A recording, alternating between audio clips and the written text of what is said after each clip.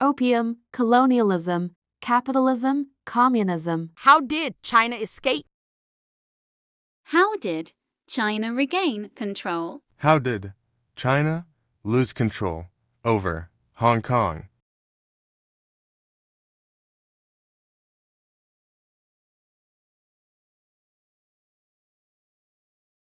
Some of my followers asked me to talk about the Opium War, so I went straight to the Opium War Museum. It's in Humen, Guangdong, just 2 hours drive from my hometown, so I'm here to show you the whole story. I believe that after watching this video, you'll begin to understand Chinese people's attitude toward drunks and the motives behind it. Let's go! So back in the day, the Qing dynasty stuck to a closed-door policy for a long time. For centuries, the Chinese ruling class felt really superior and called China the Celestial Empire. They thought they were the greatest in the world and looked down on doing trade or learning from other countries. Just because of this, we unfortunately missed the development ways of the first and second industrial revolutions. While the West had powerful warships and cannons, China was still a backward agricultural country. However, Chinese products were cheap and of good quality, so they were very popular in foreign trade with large demand. Yet our economy can be self-sufficient, so the demand for foreign goods is limited. So even though the British Empire was very powerful, it was in a trade deficit. A lot of silver flowed into China to get our traditional handicrafts. The Great Britain surely didn't want to see this happen, so they tried all means to earn the silver back. And that's when they set their eyes on opium. So what exactly is opium? Opium is a kind of narcotic made from poppies. In the early days, it was used for medical purposes like relieving pains and suppressing coughs. But if you smoke it for a long time, it will make you addicted, cause physical breakdown, and even lead to death. At that time, the opium dealer will never promote opium as a drug, but as 福寿膏. And opium addiction spread in China more widely than you could imagine. From the royals in the palace, high-ranking officials to the common people at the bottom, many people were deeply caught in the trap of smoking opium. For the Qing government, trading and smoking opium were already illegal, so the British dumped a large amount of opium into China by smuggling. They earned a huge amount of silver back, and at the same time, the health of Chinese people was seriously harmed. When you look at the Chinese people in the past, they were shallow and emaciated, extremely thin and very weak. They were even labeled as the sick man of Asia, and part of the reason was the harm of opium. But at this critical moment, a national hero stepped forward. His name was Lin Zexu, and he was known as the first person to open his eyes to the world. Why? Because when most Chinese people were ignorant and arrogant, he was the first to break this situation. He realized that his country had fallen far behind, so took the initiative to learn from the West. He paid attention to the knowledge from the West, translated Western newspapers and books, and studied Western technology. He realized how harmful opium was, so he told the Emperor Daoguang, "If we don't ban opium, there will be no one in the court who can fight in the future." This was because opium made the soldiers in the late Qing dynasty too weak to even carry things. So Emperor Daoguang appointed him as imperial commissioner. He took on this important task when in face of the danger, and shouldered the heavy responsibility of showing the Qing government's determination to ban opium. However, banning opium wasn't something that could be solved just by issuing a ban.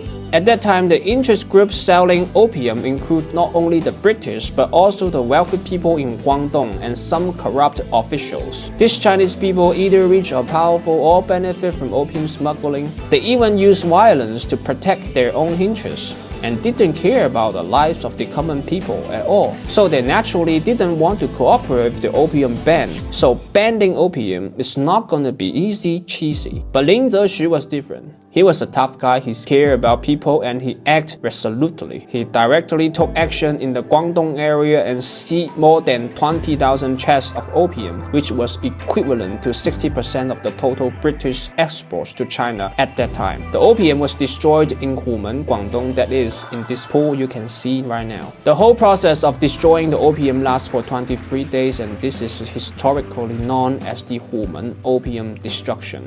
The day after the Humen opium destruction was June 26, and at that time the whole world was amazed at the Chinese people's firm determination to ban drunks. However, after the Human opium destruction, the Great Britain was pissed and they launched the first Opium War. Unsurprisingly, the Qing was defeated and we were forced to sign the first unequal treaty in modern Chinese history, the Treaty of Nanjing. In the Treaty of Nanjing, we cede Hong Kong Islands to Britain, pay 21 million silver dollars in reparations, open 5 trading ports, and China's tariffs would be negotiated with Britain, which means we lost our trade autonomy. Despite the treaty, opium wasn't officially recognized as legal. Although the British could make profits by smuggling, there were still risks in the trade. So Britain joined hands with France and used some excuse to launch the Second Opium Wars, demanding to revise the treaty to expand their rights and interests. Again, the Qing was no match. The Anglo-French Allied force advanced to Beijing, burned the old summer palace, and robbed our cultural relics. Some of the Chinese cultural relics you can see in the British Museum were robbed at that time. They also forced us to sign the Treaty of Tianjin and the Treaty of Beijing. We have to see the southern tip of the Kowloon Peninsula to Britain, open 10 trading ports, allow Chinese laborers to be sold overseas, and most importantly, the import of opium was legalized in the name of foreign medicine. The legalization of opium trade made the opium import volume increase by 4 times between 1858 and 1880. This is the story of the Opium Wars. What about Lin Zexu? Since the Opium War broke out, he was removed from his position and exiled to Xinjiang. Because the Qing court, in order to seek peace with Britain, regarded Lin Zexu as the scapegoat for the war's failure. For an official of his era, this basically meant losing honor, income, and even the hope for the future. But even so, he still wrote a famous sentence that many Chinese people know: 苟利国家生死以，岂因祸福必趋之. Even in exile, Lin Zexu transformed Xinjiang by modernizing farming, securing borders against Russian expansion, promoting ethnic unity, and etc. His efforts turned personal hardship into lasting progress for China's northwest frontier.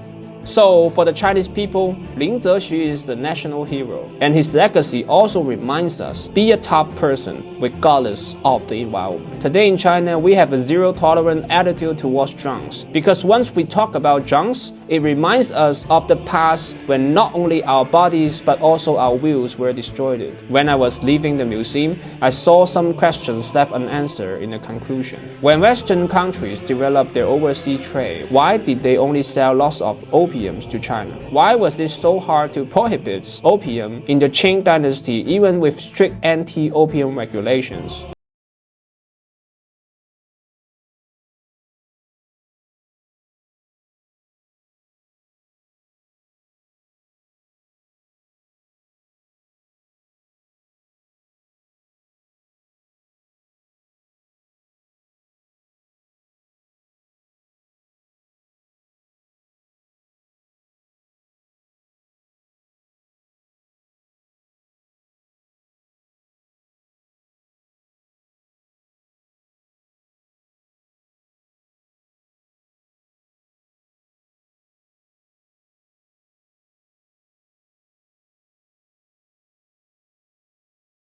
China did not let go of Hong Kong, and why China has harsh penalties for trafficking and manufacturing controlled drugs, including execution. It doesn't just take your land, it takes your mind as well. And the British Empire had a clear strategy on this one. Force and enforce English and make people ashamed of their culture and their language. 2 tactics. With British colonial power, it is always the same 2 tactics, right? You've got your hard power, so hard enforcements, the rules, the punishments, the laws, the brutality. And then the soft power, which is often forgotten about, which is the psychological manipulation and the propaganda. And a lot of internalized shame. And it worked. Generations of Irish and other Celtic and other nations across the world grew up thinking that their own language wasn't valuable.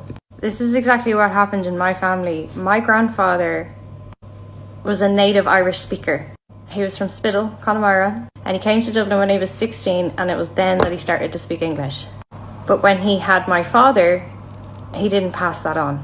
And my father has 0 Irish. I asked my grandmother, who's still alive, why, and she said, well, we just thought it had no value for them. We lived in Dublin, nobody spoke it, so you can imagine for them, I guess, Who were they speaking Irish for? It was only for my grandfather's parents who had passed away. That was what their minds, that's how they felt in their minds. They didn't see the bigger picture. They thought the language was useless, they thought that it was dead. And I wish that my grandfather could see all the lovely TikToks and the people speaking and learning and teaching Irish on this app, because he'd be so proud. The British didn't do that just to the Irish though. The best way to become strong is to learn from others' mistakes and simply avoid them. In Wales, children caught speaking Welsh in school had to wear this lovely plaque that said Wales not for the whole day. And if by the end of the day the child had still this around their neck, they'd take a beating. This made Welsh children terrified to speak their own language. The internalised shame of being beaten every time you use your language.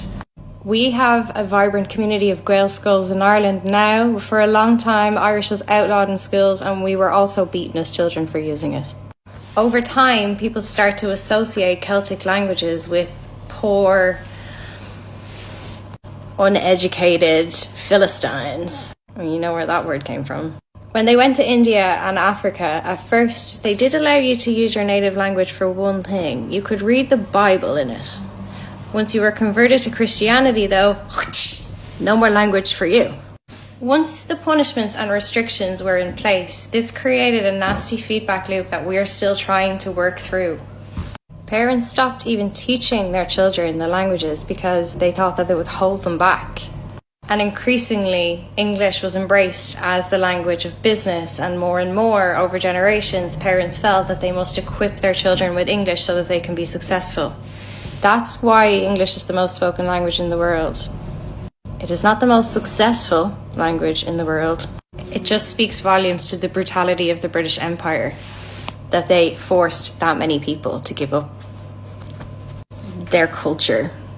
So then what you have emerging in the 20th century is that speaking English becomes a status symbol. Speaking your native language is a sign that you are backwards. And so over time, people didn't need to be forced to speak the language. They did so willingly, thinking that this was a smart choice. And that is the ultimate success of colonialism, when you can get the people to police their own self from your internalized colonial mind. This is still happening. We are still fighting this. Globalism is the new colonialism. Local languages and cultures continue to be erased, except instead of the British, it's the American Empire, and instead of military force, it's corporate power. One of the first ways to resist colonisation is to take back your own language skills. Má tá cúpla focal nó níos maithagait is féidir leat Gaeilge a labhairt. If a country is to succeed, it might learn from those who succeed. Follow those that succeed, learn from those who failed, and never follow those who have failed.